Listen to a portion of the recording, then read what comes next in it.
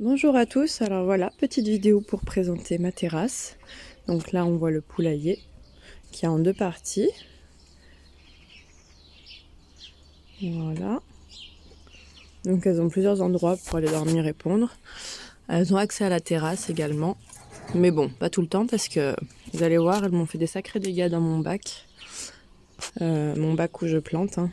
Un grand bac de 1,20 m sur 60 cm de haut. Donc voilà les poulettes. Donc là on a cacahuètes. Ici là. Et chocolat de ce côté. Voilà.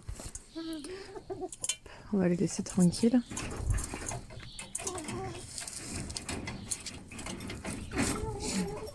Donc oui, sur une terrasse, dans le centre d'un village, sans jardin, on peut avoir des poules. Elles sont pas très bruyantes, donc c'est plutôt une bonne chose. Je vais regarder. Hop. Voilà, parce qu'elles me pondent à deux endroits en fait, dans le pondoir et du côté où elles dorment aussi. Non, alors là pour le moment, elles n'ont pas encore pondu. Là, elles sont bien au chaud, généralement, elles préfèrent ce côté-là d'ailleurs. Voilà. Donc, petit tour de la terrasse pour montrer. Donc, là, on a la baie vitrée. Là, ici, le bac dont je parlais. Hop.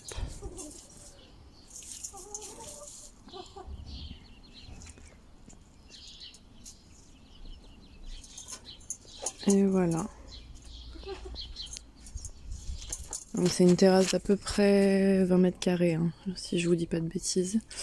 Et là, voilà le bac. Donc ça, c'est une bouteille d'eau que j'utilise pour l'avoir sous la main pour arroser ou remettre à boire aux poules. Voilà, donc ça, c'est des pétunias que j'ai fait à partir de graines. Donc là, ils sont en train de repartir. Je les ai juste taillés au début de l'hiver, là. Et je les ai couverts avec un voile de forçage. Et ici, donc là, on a tous les trognons de salade qui me restent.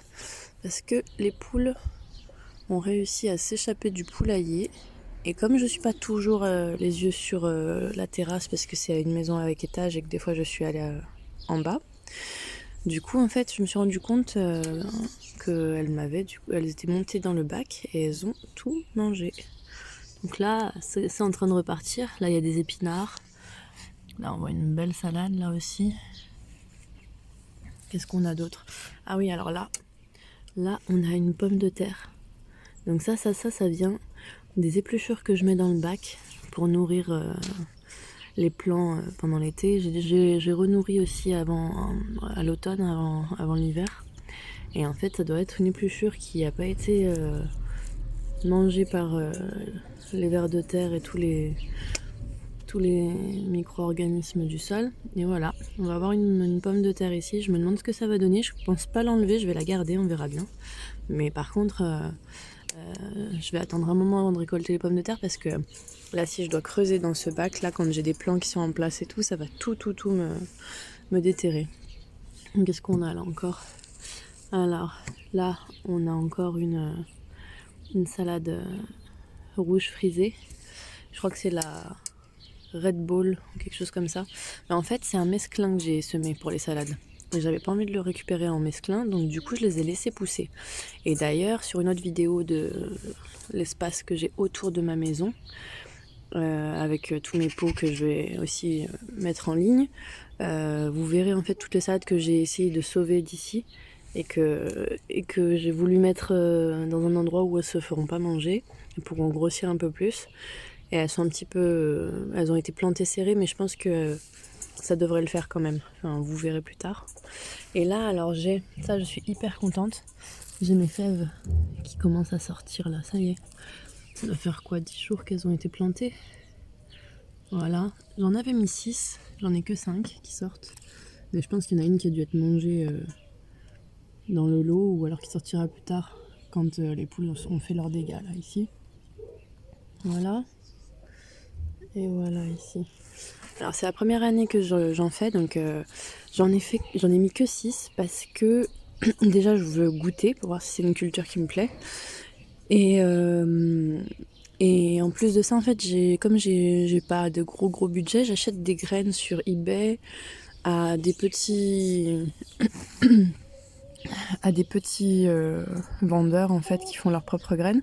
Et du coup, ils proposent des petits prix, mais ils en mettent pas des tonnes. Donc j'avais que 12 graines plus 2 offertes. Et du coup, j'en ai mis 6 et j'en ai donné 2 à mon voisin pour qu'il essaye aussi. Et ce que je compte faire, en fait, c'est récupérer, faire mes semences, récupérer les graines. Donc, en fait, arriver à avoir une bonne réserve. Comme ça, l'année prochaine, si vraiment la culture me plaît, ben, j'en ferai beaucoup plus. Voilà. Donc là, ici, on a aussi de la roquette qui repousse, qui faisait partie du mesclin. Ah oui, là, j'avais un ail que j'ai retrouvé dans mon bac. Je sais pas ce qu'il faisait là. Donc du coup, je l'ai planté. On verra bien. Je vais essayer de le laisser ici devant, comme ça il aura assez de lumière. Il est bien parti, donc on verra ce que ça donne. Qu'est-ce qu'il y a d'autre à vous montrer? Sinon, ah oui. Alors là, on ne le voit pas encore ici, mais sur le côté, à côté des pétunias, il va y avoir un semis de radis roses de Chine. C'est les radis roses qui sont longs en fait, un peu comme des carottes. Et du coup, ben, ça va être un peu le fouillis parce que c'est ma fille qui a pris le sachet, qui l'a carrément versé. Donc quand j'avais le dos tourné, bon, d'ailleurs là on voit une graine ici. Est-ce qu'on la voit bien là? Ici là. Voilà, là il y a une graine qui traîne par là. On va la recouvrir un petit peu. Voilà. Comme ça. Ah, là il y en a une qui est en train de... Attendez. Là on la voit bien. Là il y en a une qui est en train de germer. Pareil, on va lui rajouter un tout petit peu de terre. Histoire qu'elle arrive à sortir correctement, laissant sa peau. Voilà. Ensuite, ici, alors, là c'est mes bacs aussi. Je vais vous montrer, ils sont assez hauts. Bon, ça c'est un sac de paille. Hein. Ça c'est quand je change la litière de mes poules. Ça, alors, ces grands bacs là. Donc c'est une tante qui me les a donnés et ils sont hyper utiles. Et j'ai mis beaucoup de déchets aussi, beaucoup de paille et tout. Et je vais essayer de vous montrer la vie du sol hors sol. Alors là, si on tombe sur un bon endroit, vous allez voir tout de suite. C'est impressionnant. Je suis vraiment trop contente de ça en fait. Hop. Alors attendez. Voilà. Regardez ça. C'est impressionnant le nombre de vers de terre qui travaillent depuis, voilà. Et puis ils vont vite se cacher là. Et on les a dérangés un petit peu. On va les laisser tranquilles. Mais je suis trop contente et c'est comme ça partout. Voilà. Là, la paille, elle a bien descendu parce qu'en fait, elle était à peu près à ce niveau-là. Puisque en fait, au tout début, j'ai mis les premières litières de mes poules ici parce que je les ai depuis pas longtemps. Je crois que je les ai eues mi-octobre ou début novembre. Voilà. Donc j'ai mis mes premières litières ici. Et puis il y avait des déchets de cuisine aussi dessous. Et voilà, en fait, c'était à ce niveau-là et ça a baissé de moitié. Et pour planter, ça va être parfait. En fait, il y aura juste un paillage léger avec dessous une terre excellente. Attendez, je vais essayer de regarder de ce côté aussi. Un petit peu. Ouais, voilà, regardez. Et pas le même côté, hein, mais regardez ça. C'est magnifique. Voilà. Voilà. Et il y a de la cendre aussi. Et la terre est super. Une terre légère. Je peux creuser dedans avec les mains.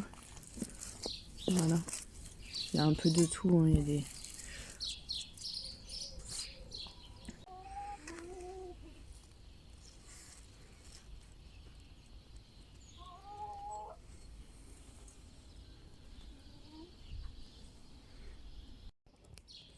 Ensuite, là on passe sur une jardinière d'ail que j'ai faite. Première année que je le fais, on va dire, de cette façon.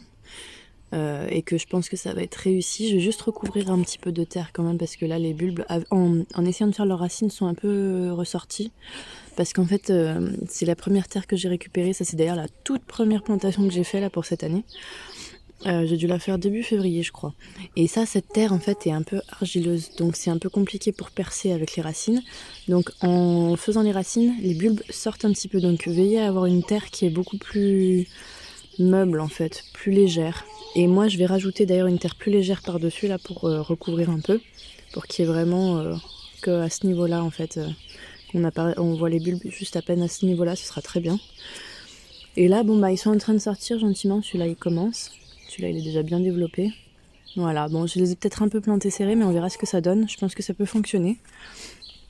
C'est une jardinière là de 50 cm. Puis voilà, on va voir. Derrière, dessous là, deuxième bac, d'ailleurs on peut voir là, épluchures de bananes, mais vous voyez, moi je préfère enterrer mes épluchures parce que là, ben, ça se dégrade, mais c'est pas pareil en fait. Et les micro-organismes et les êtres vivants du sol n'en profitent pas vraiment.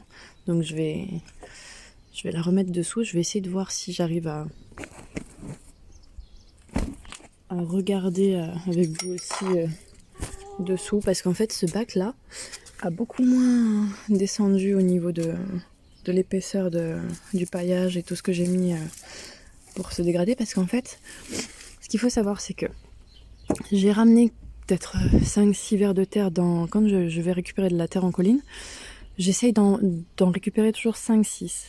C'est ce que j'ai mis dans ce bac-là, en fait. Et après, il y a eu des cétoines, tous les insectes volants qui peuvent se déplacer sont venus eux-mêmes pondre dans ce bac. Donc, je pense qu'à l'intérieur, il doit y avoir des larves de cétoines. J'ai eu le scarabée rhinocéros. Je vais mettre la vidéo à la fin de celle-ci, en fait, pour voir en plein été. C'était mi-juin, le 18 juin, je crois. Je suis sortie, j'allais beaucoup en soirée, en fait, m'occuper de mon bac parce qu'avec mes enfants, je peux pas toujours y aller la journée. Et du coup, c'est là qu'en fait, en pleine nuit, j'ai surpris sur ma terrasse. Il était posé sur... j'avais une chaise longue qui était à ce niveau-là, là, par ici, et une serviette qui séchait par-dessus. Et où il y avait un énorme scarabée rhinocéros qui était posé sur la serviette. Et du coup, je filme un petit peu le début des plantations et tout, et je vous montrerai.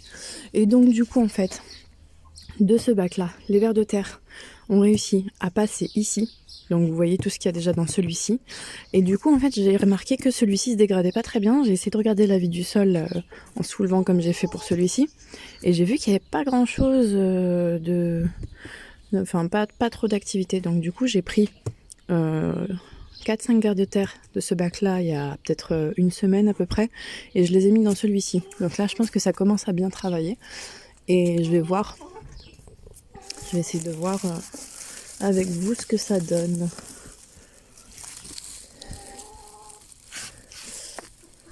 Alors, là, on voit pas grand chose. Hein. Ça se dégrade gentiment, mais c'est quand même pas la même que l'autre côté. Hein. Alors, on va voir s'ils sont pas passés de l'autre côté. Alors. Et là. Non, mais ce côté, en fait, je comprends pas, ils sont pas hyper présents. Peut-être qu'ils sont un peu plus profonds. Je vais voir.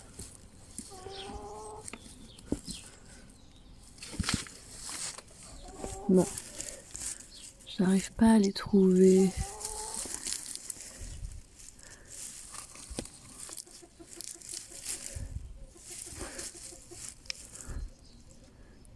Il y a quand même quelques insectes qui décomposent.